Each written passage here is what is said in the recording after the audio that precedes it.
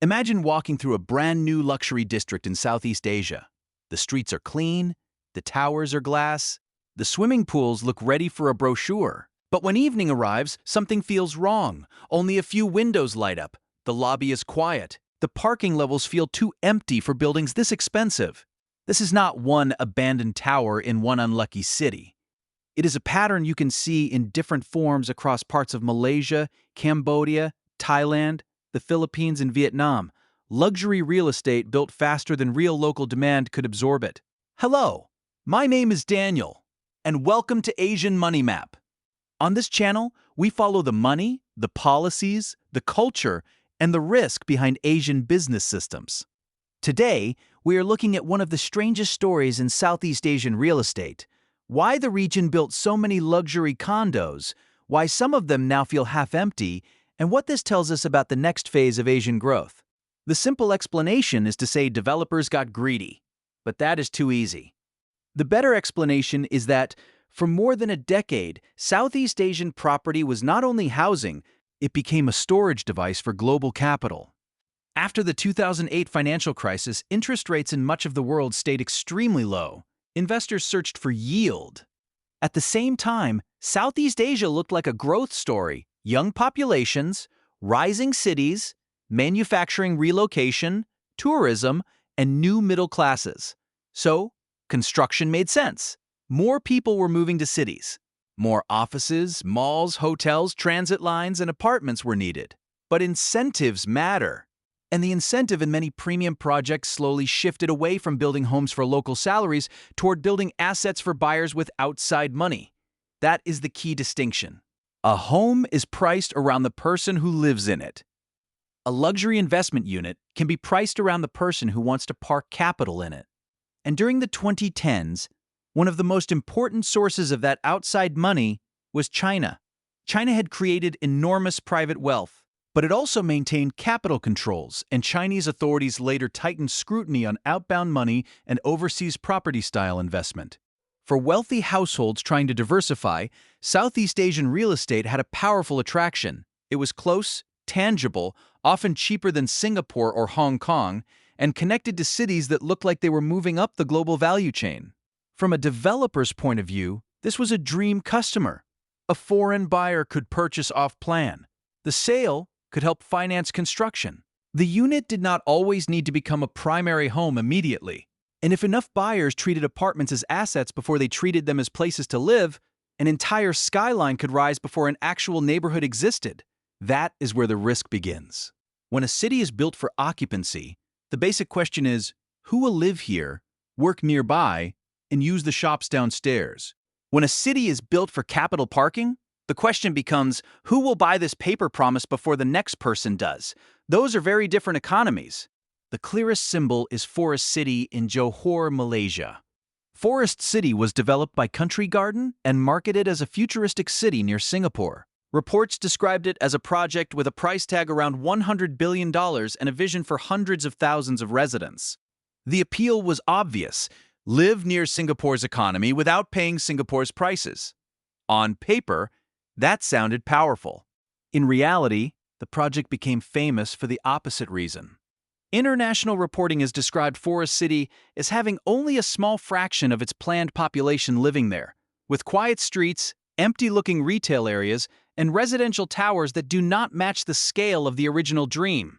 The lesson is not that Malaysia had no demand or that Johor had no future. The lesson is that a development dependent on one buyer pool is exposed to policy shocks outside its own country.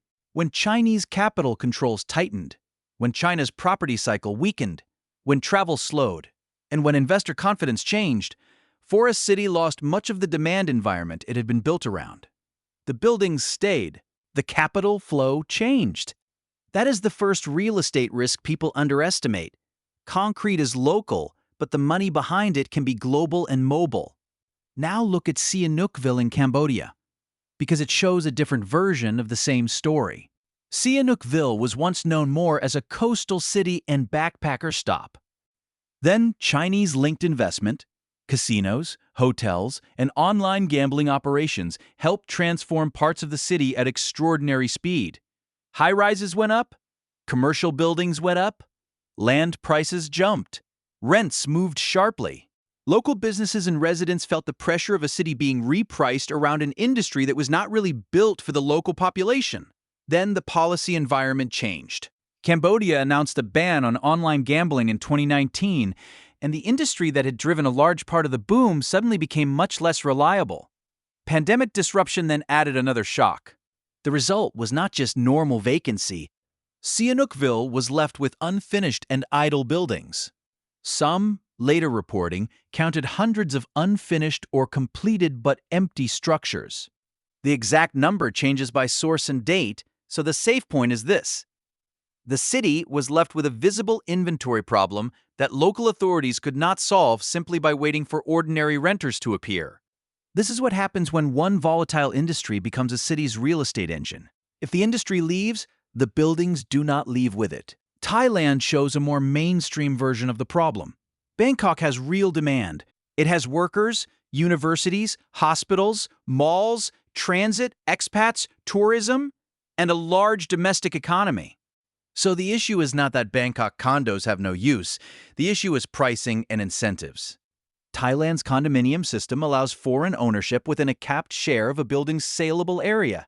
That quota created a legal path for foreign buyers to own units in a way they generally cannot own land. For developers, this made premium condos near transit lines especially attractive. If a project could sell a meaningful share to international buyers, the building's pricing did not have to be anchored only to the wages of a Thai professional family. That can help developers finance projects. It can also stretch the market upward. A skyline can become more modern while the average local buyer feels further away from ownership. And that is the political risk of luxury oversupply. The tower may be successful as a financial product, while the city still has a housing affordability problem. Manila gives us another mechanism, POGO. Philippine offshore gaming operators expanded during the late 2010s and created demand for office space and worker housing in parts of Metro Manila. Landlords benefited, developers benefited. Some condo investors benefited. But this was again a demand stream tied to a policy-sensitive industry. In July 2024, President Ferdinand Marcos Jr. announced a ban on POGO and internet gaming operations, and a later executive order required operators to cease operations by the end of 2024. The official reason was not just economics. The government cited risks around crime, money laundering, social instability, and reputational damage. For real estate, the message was clear. A tenant base that looks powerful in one cycle can disappear if the government decides the social cost is too high. Office floors, rented condos, and investor assumptions can all change at once. That does not mean Manila's economy is weak. It means real estate demand built on a narrow regulatory loophole is fragile. Vietnam is different again. Vietnam's property boom was tied less to foreign condo buyers and more to domestic credit, corporate bonds, and confidence in fast urban growth. The country had a real economic story: factories, exports, infrastructure, and a young workforce. But in any fast property market, finance can run ahead of fundamentals. The Van Thin Phat and Saigon Commercial Bank case showed how dangerous that can become.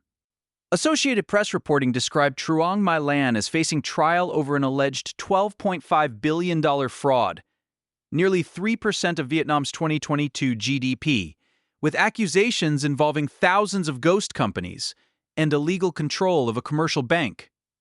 That case was part of Vietnam's broader anti-corruption campaign, often called the Blazing Furnace. The point for this episode is not to turn Vietnam into a scandal story. The point is to understand how a property market can be shocked when credit trust breaks. When bond buyers become nervous, when banks become cautious, and when developers cannot refinance easily, projects slow down. Even good cities can end up with stalled construction if the financial plumbing behind the buildings freezes. So across these countries, the surface story is empty condos. But the deeper story is 4 different demand machines breaking at the same time. In Malaysia, the machine was foreign capital plus a mega-city dream. In Cambodia, it was online gambling and casino-linked construction. In Thailand, it was premium development partly shaped by foreign buyer incentives. In the Philippines, it was POGO-linked office and housing demand. In Vietnam, it was domestic credit and property leverage. Different countries, different laws, different politics. But the same lesson keeps appearing.